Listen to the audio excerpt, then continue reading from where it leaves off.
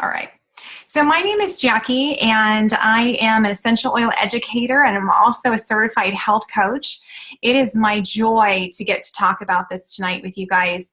It's with a little bit of mixed emotion for me, so I'm asking for a little bit of grace on your part. It is May is Lupus Awareness Month, and for those of you guys that know me personally, you know that this has been my personal journey and my personal struggle, and so it was really on my heart to reach out and make myself available. I think that a lot of times we shy away from talking about autoimmune disorders and all of these things in our life. If maybe you're like me, you might have been a little bit of embarrassed, or you might have not wanted just to kind of put it out there. So I do ask for a little bit of grace. I don't say everything perfectly. I'm a human being just like you guys. So there might be some things that I don't say correctly. If you are personally struggling with an autoimmune disorder, please know that it is just my heart's desire to share what has happened and some knowledge that I've gained along the way in hopes to help somebody. We are all individuals, and your journey might be very, very different than mine.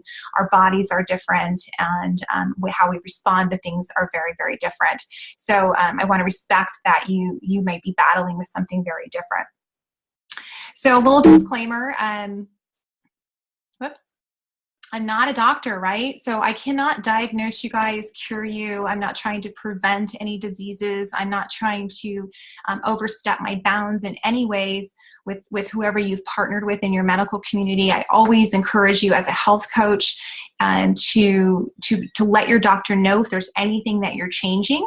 Things as small as omegas in our life can be natural blood thinners. So anything that you change in your life, please let your doctor know. That's what they are there for, and we are going to partner with them. So who am I, right? We talked about that a little bit, but some of you may not know that I'm actually a full-time commercial real estate agent. Some of you guys see me online and you just think, wow, Jackie sells oils all day long, right? That's actually not the case. For the last 17 years, I have worked in commercial real estate. I deal primarily in small business owners. So a lot of industrial buildings, office buildings, things of that nature. Recently, I got my certification as a health coach because I just absolutely love learning and I love empowering you guys. I have two girls, one that's in college. She goes to Cal Baptist in Riverside, California, and the other one is in high school still. And these are my two girls right here. That is the love of my life. So my heart's desire is to inspire you guys to ask questions. A lot of times we want to ask questions of our doctors and of our medical professionals, but we don't really know what to ask. We don't even know if the symptoms that we're experiencing might be something more serious. And so this talk tonight is just to kind of open our minds to maybe some questions that we should be asking our medical professionals and some questions that we didn't even know that we had. So let's jump right in. What is an autoimmune disease? This little picture right here is really fun. Basically, it is your body attacking itself. It's a disease in which the body produces antibodies that attack its own tissues, leading to the deterioration and in some cases to the destruction of such tissues. So your body is not happy. It's turned against you and it's now attacking itself. That's wonderful, right? That's great news. What do we do with that? So possible causes that could be causing autoimmune disorders in people are hidden allergens. And you're thinking to yourself, what the heck is an allergen? An allergen is a type of an antigen that basically produces that immune response in your body, okay? So it's something that's triggering this immune response to happen. An antigen is capable of making that immune response happen, which is going to trigger antibodies. Now, that was a mouthful here. And when we get into the portion where we're going to talk about labs and what labs maybe you might want to ask about, we're actually measuring antibodies. So just think of allergens as things that are kind of pissing your body off and causing that immune response to happen. So we want to avoid that, right? Infections. This is something that a lot of people are now talking about since 1997. This has been a really new revelation within the medical community that infections actually can lead to autoimmune conditions. For those of us that live pretty natural and healthy lives, we kind of know that now, right? But that was a news flash to me back when I first learned that. Environmental toxins. Now, what is an environmental toxin? Like, we hear this word, but what does that actually mean? That means like heavy metals. It's talking about maybe like your cooking pan, where you're in your kitchen and you're cooking, and the bottom of that coating on your cooking pan is coming off. That might be a heavy metal that's not good for your body. Our deodorants, things that are in our air, cigarette smokes, smog, all of these things are environmental toxins that we are exposed to in such heavy doses now, because we live in a very progressive world. We live in a place where everything is manufactured, and we are just, hairsprays and all of these things, okay? An inflammatory diet. And when we go into foods, we're going to talk a little bit more about foods that trigger inflammation in our bodies and stress. Now, this is huge. I want you guys to look at this list. These are all things that we pretty much have control over, right? I mean, think about that for a second. Allergens, infections, toxins, diet, stress. These are things that we have at least a little bit of control over in our life. This isn't some mystery that we don't know exactly what happened to us. This is a pretty serious list here that we can control. Approximately 50 million Americans, 1 out of 5 people, are suffering from an autoimmune condition. That is a huge, huge number. And I think we could all probably raise our hand if we know somebody that has an autoimmune condition. I guarantee we all could raise our hand to that. So let's talk about what some of the most common autoimmune conditions are. These are just common ones. I'm sure there are others. Lupus, which is referred to as SLE, rheumatoid arthritis, irritable bowel syndrome, multiple sclerosis, psoriasis, celiac, Sjögren's, chronic fatigue is up for debate whether or not it's considered an autoimmune or not. Fibromyalgia is not considered an autoimmune, but it's often tied to a lot of these conditions. It's considered an idiopathic disease, which is basically, they mean it just appears and they don't know what causes it. So if you guys could just, for a show of hand, do you know anybody on this list that has any of these? Anybody? Right? I mean, these are common things that we hear people talk about that they are suffering from. Here's a couple books that I'm going to reference, and so I wanted to give you guys a chance to maybe take a screenshot or write down the titles of these books. This is where a lot of my research has come from. The book in the middle actually revolutionized my life. It was one of the first books that I had read before I even really understood that food had an impact on our bodies in the way that it did. Even if you're not suffering specifically from lupus, this book talks about really cleansing your body and allowing your immune system to start working again. It is a phenomenal book, and I highly recommend it.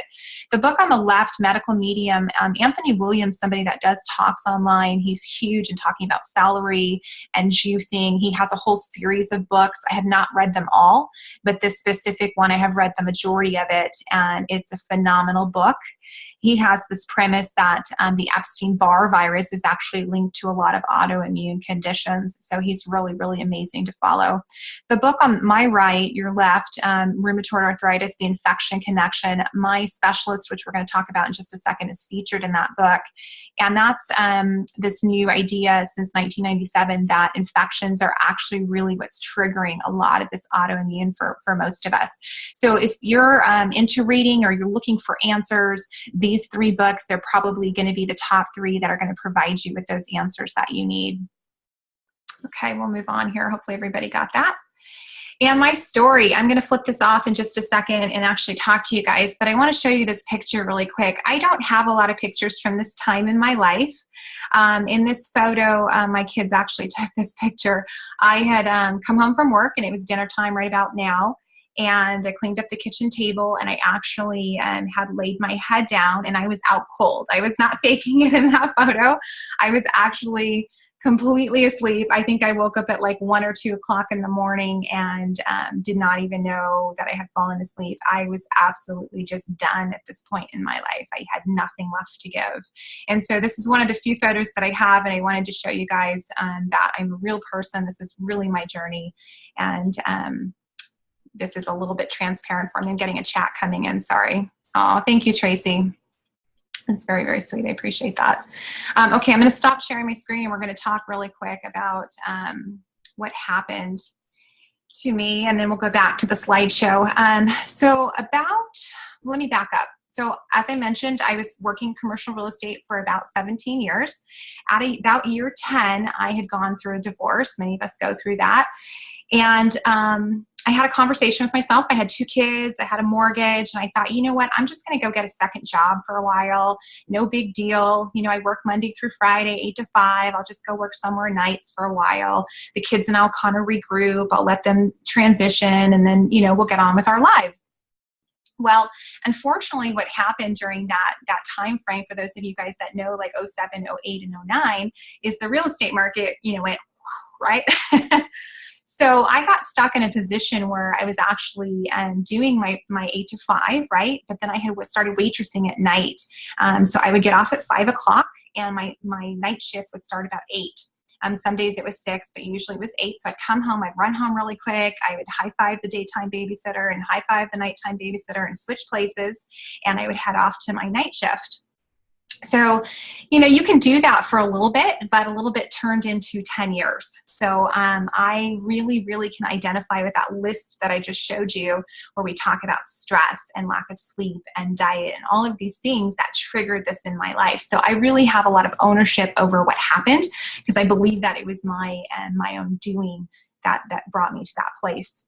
So about that year, it was about, I'm going to say about 2010, I started having symptoms. Okay. And some people go, well, I don't know if I have an autoimmune condition. So let me tell you what some of my symptoms were. I was exhausted, right? I just showed you guys that picture. I was tired. And we're not talking about a tired where you take a nap and you feel a little bit better.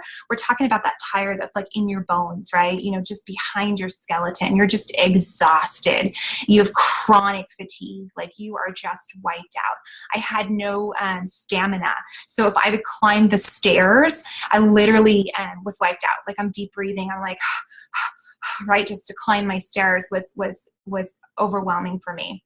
I had muscle pain all over my body. I have a fibromyalgia diagnosis. If you're kind of wondering if maybe that's something that you have going on, what it feels like is you have bruises all over you. So when somebody hugs you, you're just kind of like, everything just hurts, right? So I had that going on. My body was just shutting down. It was very, very angry with me. I was sick all the time. I would get an upper respiratory infection that would last maybe a month, right? And they put you on all these different antibiotics. So if you have anything like that going on, that was the precursor before I really, really knew what was happening, that those were early warning signs for me. And like I said earlier, you know, we're all different people. Your bodies might be different than mine, but that is where I was at. So I went to the doctor, and they sent me to see a rheumatologist. A rheumatologist is typically who you're going to see for any diagnosis for an autoimmune condition. The rheumatologist was a female, and I won't name her name. I actually really liked her personality, but in hindsight, I just want to kind of smack her upside the head. I'd love to write her a letter. So she sat me down and she said, Jackie, you know, I want to let you know, they'd already run all the blood tests and stuff. This was at the consultation. She said, I want to let you know that you have lupus. Right? I wasn't that old at that point in time, and that just hit me like right between the eyes. And I said to her, I will never forget this sentence. I said to her, is there anything I can do? And I don't even know why I thought that, because I wasn't living very healthy at this point in my life. I didn't know what I know now. And she said, you know, I'm really, really sorry. There's absolutely nothing you can do. This is your genetics, and this is just your lot in life. And that's where I want to go back and smack her up against the head, because I disagree to the core of who I am with that statement. Do I believe that some of us have genetic, maybe weak links or genetic tendencies for certain things? Yes, I do. I'm one of 4 girls, and all of my sisters have some type of something going on. So I do think we have genetic tendencies, but there's so much that I could do, and there's so much that I did do. So I left there that day, and I was just completely depressed. So if you are in a place where you're feeling just kind of like this is your lot in life, and you're feeling sad or overwhelmed or depressed, I want to tell you that you are not alone. I'm probably going to cry right here. You guys are not alone, and that's why I'm doing this talk, is I want to spread hope that is not the case. There is always something you can do. And if you know somebody that's suffering, please just give them a giant hug and infuse hope in them, because that is the worst place to be, is to feel like you have something that's chronic that's never going to go away. And that's not been the case for me, and I hope that's not the case for so many more people. So I left the doctor that day and I didn't go back, right? I mean, who wants to go back to that? Because there's no hope and there's no answer. So I didn't go back for a while. My mom's an RN, so I just thought to myself, you know what? I'm just going to start eating chicken, and I'm just going to just start being healthy. I'll drink more water. I'll give up my soda, and this is going to be okay. And I wish I could tell you that I got better by that self-ritual there, but I actually got a lot worse. Denial did not cure anything. I got to the point where I literally could not climb my stairs. For me to get home from work and go face first into my sofa was a daily routine. I was not making dinner. I was not grocery shopping. It was a very, very bad time in my life. It was very hard to hold it together. And the low point for me, I had gone to this wedding, and the reception was up on the top of this roof. And so after the wedding, the bride was still doing whatever it was she was doing, pictures or whatever. And so I'd gone up to the top of this roof and was just kind of sitting there waiting for the bride to show up. And I thought, I'm going to get up and go to the bathroom before everybody gets here. So I stood up, took about 3 steps, and completely blacked out and hit the ground. I woke up to a very cute firefighter, mind you, but and then I threw up all over him, right? Did not give me his phone number. Anyways, I was a hot mess. I was a very, very hot mess. I went home and I had a conversation with myself that, something really drastic had to change. Like, I could not live this way. I didn't know that there was an answer. I just knew that there had to be something else out there. So I got on the internet and I just started researching. And when you're looking for something that you don't know exists, it's very, very discouraging. So again, that's why I'm doing this talk. I want to tell you that what some of the answers could be, and some of the books that you can look at, and some of the resources that you can refer to people that are struggling. So through this journey, I found that book, The Lupus Recovery Diet, that I showed you. In that book, they talk about 6 options for you for diet. And there was all these different, as extreme as just drinking water and checking yourself into a water clinic, to eating paleo, to all these different options. So I looked at that and I went, okay, what can I commit to? And the most severe was the water diet. The second most severe was to become a vegan. October 16th of 2013, I went cold turkey vegan, and no pun intended with the turkey there, right? I mean, I am from Oklahoma, and we killed our food. We fried our okra. Everything we did was meat and fried foods. And so that was really, really challenging for me. If you sat next to me during that stage in my life and ate a hamburger, I wanted to kill you. But what happens ultimately after about 3-4 months is the wisdom of the body kind of kicks in, and you start to adjust to some of these choices that you've made, and you actually start to crave vegetables. I know, right? Shocking. So I committed to 1 year completely. I did not cheat even one time. And at the end of the year, I decided, okay, I'm going to be a vegetarian. I will still cook vegan sometime, but we'll let the cheese slide every once in a while, because cheese was my struggle. And I'm going to tell you when we get onto a few of the slides, why that diet worked for me, or why I believe that it worked for me during the detox phase. So hang tight on that. So I went vegan for a little while, and I didn't know why or how that was going to work, but I did start to feel a little bit better. Not completely, but I did start to notice a little bit more energy, some of my old self coming back. But I knew I still needed to find a doctor that was going to partner with me. So I went back to the doctor, and I went and saw a different rheumatologist. Had been about a year lapsed, and sat down with him, a gentleman this time, and I got the same diagnosis, right? But unfortunately, this time he wanted to put me on a drug called Plaquenil. Plaquenil is what they use to treat malaria. So I asked him again, I said, why does Plaquenil work? Tell me how Plaquenil is going to treat lupus. And he says to me, Jackie, we don't know how it works. We just know that sometimes it does. That answer was not good enough for me. I don't know, maybe it's because I'm analytical, but I want to know that if I'm going to take something that's as strong as chemotherapy, that treats malaria, that's going to give me all of these side effects, that it's going to work, one, and I want to know how it's going to work. Tell me. So I left there very discouraged again and kept looking and looking and looking. And I finally found a rheumatologist in Riverside, California. If anybody wants his number, I'm happy to give it to you. And he is just absolutely amazing. That man to me walks on water, and he should be speaking in auditoriums with people listening to him, and he should be training other doctors because he is brilliant. And we're going to talk about what he taught me because I want to pay it forward to you guys. I was very, very fortunate to have amazing, amazing health insurance. He is $5,000 a visit. And I saw that man every 6 weeks for a very, very long time. So if I can take any of that information that I learned and give it to somebody else, that to me is worth every single one of those visits. So I hope you have your cameras. You can take some screenshots of what he showed me to do labs on. Okay, so that's my story, and thank you for indulging me for just a minute, and we're going to continue on about how autoimmune works. I'm happy to report that I'm 100% healthy, you guys. My body is working. I've hiked Yosemite. I feel better than I did, I'll say in my early 30s, not my 20s, but I do feel amazing, and I'm so incredibly blessed and humbled to have a second chance at this and to hopefully maybe encourage somebody else. I'm going to share my screen again. We'll go back to our PowerPoint here. Okay. So let's talk about first when we're going to read our labs, because I want you guys to ask for some specific labs, what it means when we're looking at our labs. So you're going to see these words called IgM, IgG, and IgA. And if you're in the nursing or medical profession, just bear with me for a second. You can tune me out. But most of us are kind of not that knowledgeable on how to read blood work. So IgM is here now. This is your army. This means that they're on the ground and they are fighting. So if you've got an IgM that's pretty high, you can pretty much bank on the fact that you've been recently infected with something. You are fighting something right now and your army is present.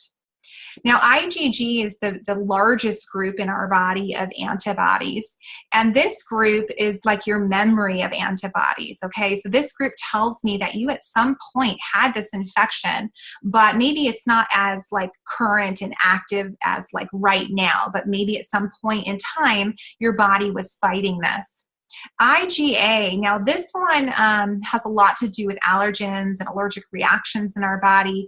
We do not want these too high, but we don't want them too low. So that's another number on a lab test that you might want to kind of look at. So typically a good doctor is going to run your IgM, your IgG, and your IgA because they want to see a full picture of what's actually happening in your body here and now, but long-term as well. So hopefully you guys got a screenshot of that.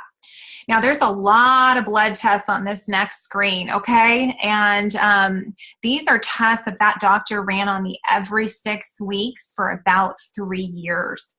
And these are some amazing, amazing, amazing blood tests that you have to ask your doctor for.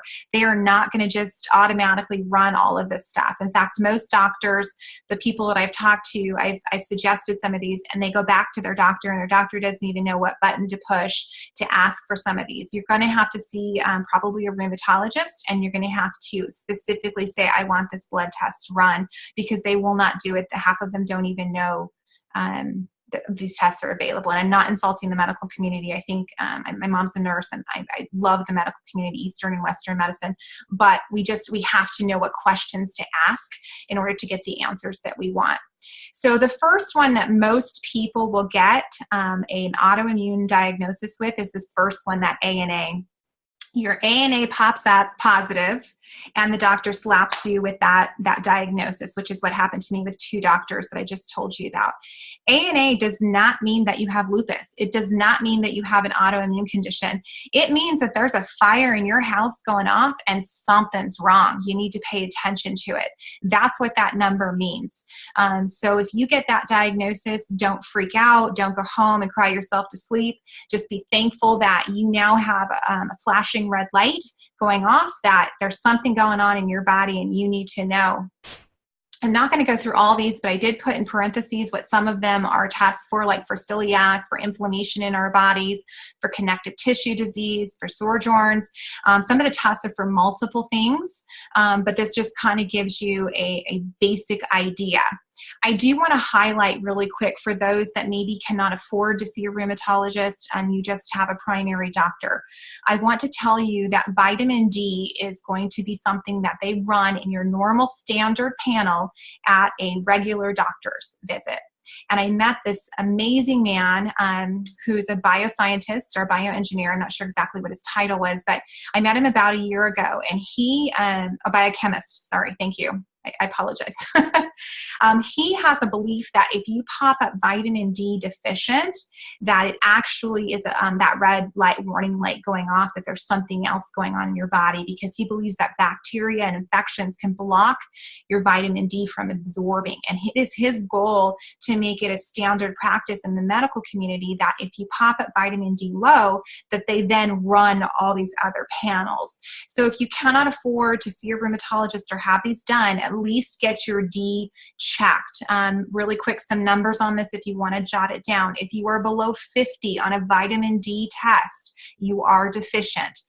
Most doctors, I was at 23, they won't even say anything to you. You want to be between 80 and 100, and that's pretty agreed upon in most medical community circles. The Vitamin D Council is a website online that you can look up and do some research on, but 80 to 100 is about where you want to be. It is not something where you pop a vitamin D and all of a sudden tomorrow you go from 23 to 50. It does not work that way. You have to be persistent and consistent every single day for a while, like probably a year.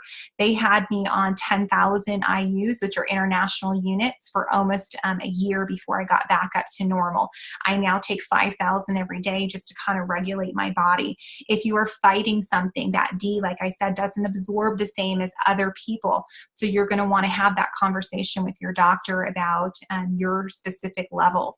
D being low is going to cause some sadness in your life, some depression. It's going to cause your immune system to be on overdrive. So that's a really, really great one. We talked about the Epstein-Barr virus in that book that I referenced, The Medical Medium. That virus, which is mono, is believed to be the precursor to a lot of these conditions that we have going on. And I actually did not know that I ever had mono. The doctor asked me and I said, no, I never had mono. Well, when they ran my antibodies, mono, the Epstein-Barr popped up as positive. So some of the stuff, we just don't know until we run these labs. So I hope you guys were able to get a screenshot of that. That's a pretty comprehensive list of what this specialist will run on you. I'm going to talk about Mycoplasma pneumonia probably the most here really quick. So in my specific case, I ended up having a Mycoplasma pneumonia infection. And what that is it is a bacteria that does not have a cell wall. And my doctor believes that these wall-less things attach themselves. So for me, it went inside my other healthy cells, and my other healthy cells became the host, and it started duplicating these unhealthy cells. So that's something that he believes, in that book that I referenced, Infection Connection, is actually the precursor to most autoimmune disorders. There's 17 strains of mycoplasma. They can only have a blood test for one of them. And so he works specifically with that specific one in addition to some of these others, but that's the most popular, Mycoplasma pneumonia. So if you only get to ask for one test, that's the one you're going to want, okay? I can answer questions on that in just a little bit. Okay, so let's talk about food and our immune systems. So I want to make a very, very loud point here. Undigested food is the same as bacteria in your body. Think about that for a second, okay? Undigested food is the same as bacteria. So what happens is your white blood cells go, wait, there's something going on here, and that those white blood cells come out to help. That is bad. We do not want our white blood cells fighting bacteria from our food. We need them to fight other more important things. So knowing what I know now that I did not know then is when I did that year as a vegan, that's actually what I was doing. I was allowing my immune system to kind of take a break from fighting my food, because most of what I ate was juiced, vegetables, or fruit. It was very, very simple foods that my body did not have to break down. If we are eating fast food, or we're eating all of these heavy protein type diets, and I'm not anti-protein, you guys, but I'm saying if we're eating like a giant steak and it's sitting in our stomach, our white blood cells are having to step in to help digest that food. So that's really, really important. If you're familiar with enzymes at all, enzymes actually break down your food. We do have some enzymes in our body naturally, but as we age, that enzyme, it's kind of like a shape, right? Along comes your food, the enzyme picks it up and it digests it. The problem is those enzyme shapes can get distorted when we have too high of a pH level in our body. So if we're drinking a lot of soda, or we are doing a high acid alkaline type situation, those enzymes can become damaged over time and they can't do their job. And so literally, if you were to take an enzyme and pop it open, it's really fun to try this, and get a bowl of oatmeal and just kind of sprinkle it. You're going to actually watch that oatmeal kind of dissolve right in front of you. That is what the enzyme's job is designed to do. Fermented foods naturally have enzymes in it. So if you're a fermented food type person, incorporate that into your daily regimen. I'm not, so I take enzyme supplements. Probiotics is also something that you can do to help tackle this. Okay, foods that reduce inflammation. Inflammation is not our friend as we age. Inflammation is going to be our biggest battle next to diabetes in this next generation of our lives. So foods that reduce inflammation: blueberries, raw oats, ginger, green tea, turmeric, salmon, red bell peppers, beets, broccoli, chia seeds, black beans. There are others, but this is just kind of a list for you guys. You need to think really fast through your head in the morning what you're eating. I guarantee if you're not putting some of these in your diet throughout the day, you've got some inflammation going on in your bodies, even if you do not have an autoimmune condition. You know, you've got those achy joints going on. This is because your body is trying to heal itself. So when there's inflammation, is not a bad thing. It's what happens when there's like an injury. Inflammation, it happens to kind of protect the body and encapsulate that area so that it doesn't spread. But that's not long-term inflammation. We don't want chronic inflammation in our bodies. So these are the foods, some of the foods that we want to incorporate into our diet. Foods that we want to avoid, all the things we like, right? Fried foods, processed lunch meats, fast food, gluten, vegetable oil, sugar. These are the bad ones. We do not want to eat these. Some people will call them like the 4 S's, the 4 whites: sugar and flour, and the 4 whites that we should not eat. We can eat these, but we really need to keep them at a minimum. So if you're grocery shopping, 80% of your shopping cart needs to be fresh foods. That other 20% is for these fun items like crackers and things that we might want to munch on, but that should not be our staple that we're going to every day. Okay, so some plant-based options. Some of you guys on here know that I am in love with doTERRA. I am a rep for them. So if you are not currently using doTERRA, this is not meant to offend you, but these are products that I know and love. Deep Blue polyphenols. This has a lot of things in it, but one of the things that I love that's in here is curcumin.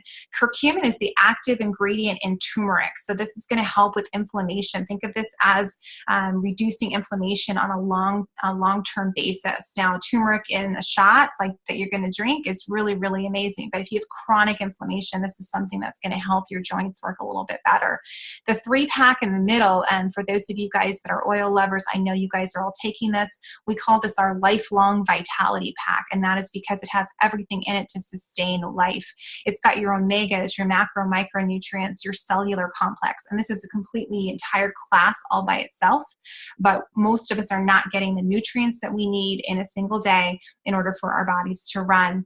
This one that I have on the side here, the Terra Greens, think of this like spinach and broccoli and ginger root. These are green supplements that you might not be getting in your everyday diet. These are some amazing solutions for us.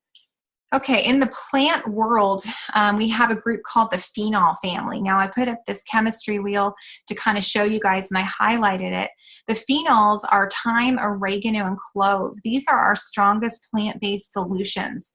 So one of the things that I did was I started incorporating veggie caps of thyme, oregano, and clove into my daily routine. I absolutely believe in these plants. Our ancestors have been using them for eons. It's something that we can do to naturally boost our immune system by tapping into them. Some people will ask, well, can I just cook with oregano versus using it as an essential oil? You absolutely can. Fresh is always amazing, but I liken it to juicing. You know, when I juice in the morning, I might put 45 salads and kale and all this stuff in my blender, and I juice or blend it up in like a NutriBullet type situation, and then I'm drinking it. I'm not physically eating 45 salads. I don't have time for that. So think of these as liquid concentrated nutrients that you're able to get into your body in that form. And so that's really what you're doing, is you're tapping into that concentration level. So that's just amazing. I love those. All right, so living with an autoimmune condition, you know, once online I made the mistake of saying that I no longer had lupus or something to that regard in a blog or something I'd commented on this, and this woman just went off on me. Again, I'm not here to cure you or prevent anything. I'm here to help, hopefully empower you with some questions to ask your doctor. I personally do not feel like I suffer from lupus anymore, but to say that I no longer had that, I guess, would be an inaccurate statement. But how do we live with an autoimmune condition? Well, we manage our stress levels. That is huge. You have to know your own triggers. We all kind of have a trigger that will set us off. You know, maybe it's our boss, or maybe it's, you know, we wake up late and we're rushing out the door, or maybe we don't take enough time for personal self-care. And self-care is where it can be as simple as, you know, you enjoying a cup of coffee in the morning and just taking some deep breaths, or maybe it's yoga for you, or maybe it's taking a bath at the end of the day and relaxing in lavender or something. We all have different self-care things that we do, but kind of managing that stress in our lives. Cortisol is, for those of you guys that know, cortisol is linked to our adrenaline, right? So there's a whole thing with that, how that's released in our bodies, and this causes an autoimmune response. I mentioned to you that I'm one of 4 girls, and my older sister actually had a tumor on her pituitary gland, which is impacts her cortisol levels. She lived a very similar life that I lived. She had 2 kids. She was a single mom. She was working all the time too. So it attacked her body a little bit differently than it attacked mine. But I cannot under stress that the importance of self-care in our lives, you guys. Like, we think we're super women, right? And we're just going to go, and I can work double shifts, and I can, you know, I can do this and I can do this, and we can, but your body will shut down eventually. I promise you. You cannot continue to push yourself at that level. Sleep, that's another one that I hear a lot of people tell me, oh, you know, I only sleep 4 hours, or I toss and turn all night, but it's no big deal. It is a huge deal, you guys. One of the first things that this doctor said to me was, how do you sleep? And I'm like, you know, I sleep okay. He goes, no, you don't understand. If you are not sleeping, I cannot get you well. Our bodies are healing while they are sleeping. I cannot stress that one enough. You have to be sleeping if you want to be well. So whatever it is that you do for that, I'm huge on Epsom salt. There's an amazing book called The Magnesium Miracle that talks about magnesium in our bodies, but Epsom is one form of magnesium that we all kind of know. And Epsom salt baths is something that I do on a regular basis. I go float in Epsom salt tanks quite frequently. And so this is something that you can do to help promote sleep naturally in your body. I'm an essential oil user, so I use lavender, but there's all these natural things that we can do. There's actually foods that will trigger a sleep response in your body. Rice in the evening triggers that tryptophan that's going to help you sleep a little bit better. And then you got to get a real conversation with what you're eating. I mean, you really have to have that conversation with yourself. If you are not willing to make some changes in your diet, then you have to kind of accept the fact that you're not going to feel all that great. I no longer view food the way that I used to. You know, it's really just kind of like something that I just do now. I eat because I need to eat, but it's no longer as much of a social situation that it used to be for me, because I understand now that I am putting in my body what I need to have it work. It's really, really important. I'm getting a chat here, sorry. Thank you, Charla. Okay, so that is pretty much it. I'm going to turn off the recording so that you guys can ask me any questions that you want. If you were invited here by somebody else, please connect with them. If you came here because you're following me online, this is my website, and I appreciate you guys supporting me. I'm going to stop my share, and I'm going to turn off the recording and answer any of your questions, okay? Give me 1 second. I got to figure out how to do that. Oops. Hold on. I'm rookie with this. Here we go.